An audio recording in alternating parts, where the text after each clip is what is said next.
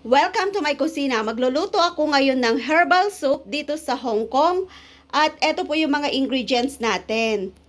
Yeah, makikita nyo po itong mga to. Binili ko po ito sa palengke at sabihin nyo lang doon na bili kayo ng pang soup nyo. So, meron tayong carrot at bumili na rin ako ng karni ng baboy. So, eto po talaga, sa palengke ko talaga siya binili doon sa mga nagbebenta ng mga soap dito sa Hong Kong. So, proceed na po natin yung ating procedure, paano ito lutuin. So, ang una po natin gagawin, hugasan po natin yung mga buto-buto at saka karne ng baboy. Iba-blanch po natin ito para maalis yung blood.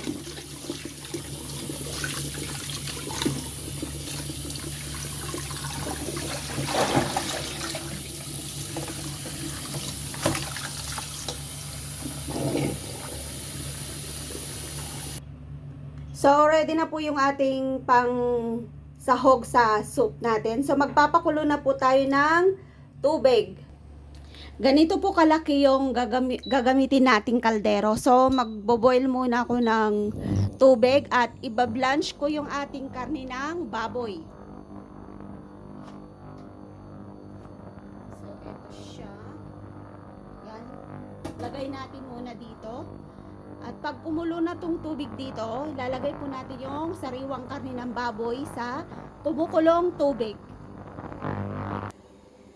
So, ganito po yung nabili kong herbal soup dun sa palengke. Pipilian po natin, tanggalin po natin ito. Ibabad natin sa tubig kasi may laman na kulay green sa loob.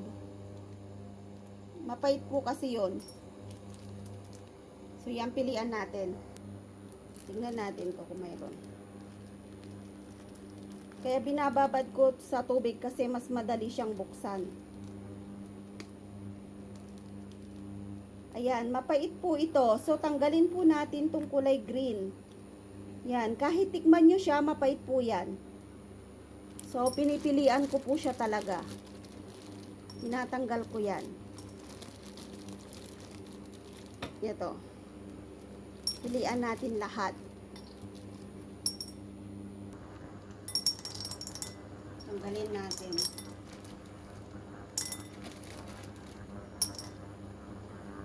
Tapos kung napilian nyo na po, lalagyan nyo po ng tubig para madali siyang mabuksan. So, babad muna natin dyan at magpakulo tayo ng karne ng baboy. So, kumukulo na po yung ating tubig. Lagay na natin yung ating karne. Yan, kailangan i-blanch natin. And then, i-off natin yung apoy. Tapos, haluin natin para ma-blanch. Matanggal yung blood at saka yung kanyang, pangalan nun, yung kanyang taba. So, tanggalin din natin. Balik natin doon. Tanggalin natin lahat.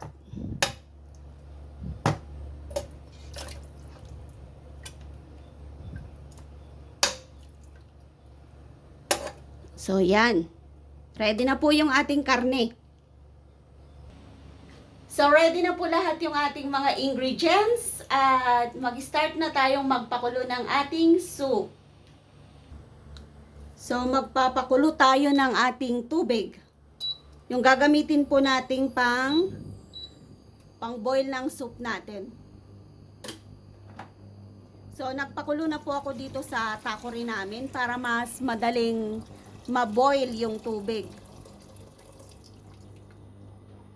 And then, takpan.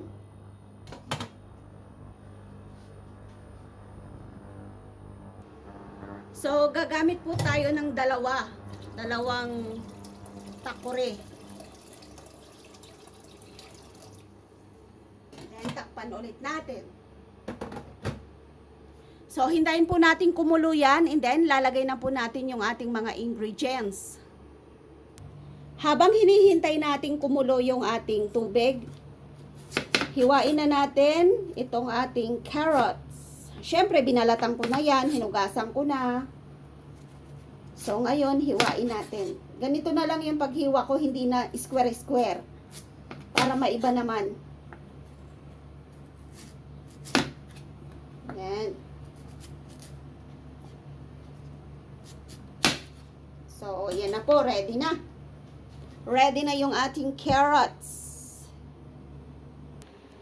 So, habang pinapakulo natin yung ating tubig, ayan, papakita ko muna yung mga ingredients natin. Ito yung nabili ko sa palengke. Isang pack po yan. Tapos, binigyan ako ng isang carrots. At binigyan ako nito.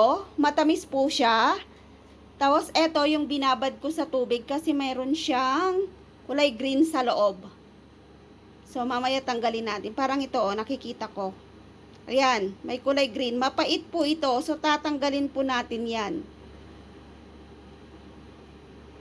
Ayan, mapait po yan. Huwag nyo pong ilalagay. Ito. And, eto na po yung blanch natin na karni ng baboy. So, hintayin po natin kumulo yung ating tubig. Then, lalagay na natin lahat ng ating mga ingredients dito. So, eto, huhugasan rin natin to. Pero mamaya na, pag malapit na nating ilagay. Kasi baka madurog tong, eto, yung dry. So, last na po itong huhugasan. Eto po ay ikakat natin ng kalahati. Yan, para lumabas yung talagang katas niya. Kasi, eto ay matamis. Binigyan ako ng marami. 5 piraso. Yan. So, ready na yung ating soup. So, habang hinihintay ko yung tubig, bubuksan na natin to. Tignan natin kung may kulay green. Kasi mapait yun. Yan, wala naman. Yung iba, wala. Yung mga iba, ayan, tulad niyan, mayroon. Ito siya, oh. Mapait po siya. Yan, yung mga iba, talagang hindi tinatanggal. O kung machine man yung gumagawa nito, hindi natatanggal lahat ng machine. So, kailangan mo talaga siyang isa-isahin. Yan, matrabaho po ang paggawa ng soup dito at saka matagal.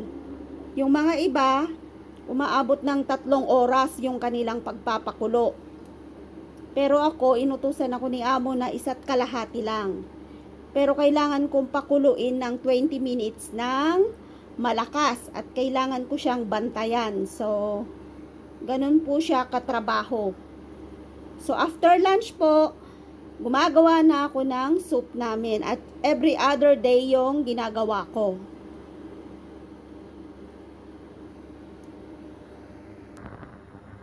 Yan, malapit na nating matapos. So, ang dami pong kulay green. O, kung nailuto mo po lahat yan, naku, mapait na yung soup na niluto mo. So, yan, tapos na. So, hugasan po natin to. So, ayan na po, nakikita nyo po yung ating kawali, yung lutuan natin na kaldero. Ayan, kumukulo na yung tubig. So, start na po nating maglagay ng mga ingredients. Siyempre, unahin po natin yung karni ng baboy. Yan, makikita nyo po yung sabaw niya. Hindi siya magkukulay puti kasi inalis na natin yung kanyang blood at saka yung mga taba. Na blanch na po yan. Ayaw po kasi nila yung may kulay-kulay. Yung mga may lumulutang-lutang. So, isunod natin yung ating tinanggalan ng buto. And, isunod natin yung ating, yung herbal soup na binili natin sa palengke. So, ilalagay natin lahat. And, last ay yung kanyang carrot. Pampakulay. So, yan na po yung soup natin at tatakpan natin. Ibo-boil po natin to ng 20 minutes na big fire. And then, pag natapos yung 20 minutes, so, ilo-low fire natin ng 1.5 oras. So, ito timer natin. Yan, 00. Kailangan 20 minutes. Yan, 21. So, start na po yan mag-boil ng malakas. Big fire, yun yung sinasabi nilang big fire, 20 minutes. Pag natapos na yung 20 minutes, and then, i-low fire na natin siya. So, yan, hintayin natin. Yan, nag-i-start na siyang kumulo.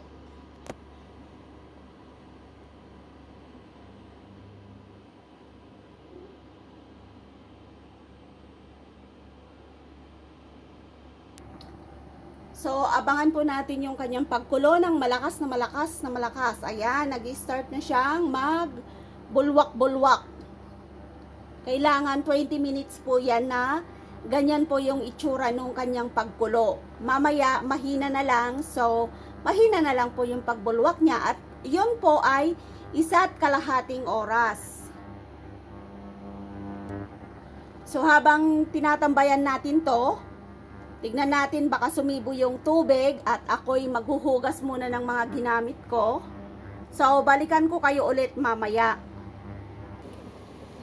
So, balikan na po natin yung ating pinapakulo kasi, ayan, 3 minutes na lang siya. So, start na natin mag-boil ng mahina. Mamaya, 1.5 hour, pwede na tayong matulog. Ayan, 1 minute na lang. At saka mapapansin nyo, yung sabaw niya nagiging kulay white na siya. Kasi humahalo na po yung herbal soup doon sa tubig.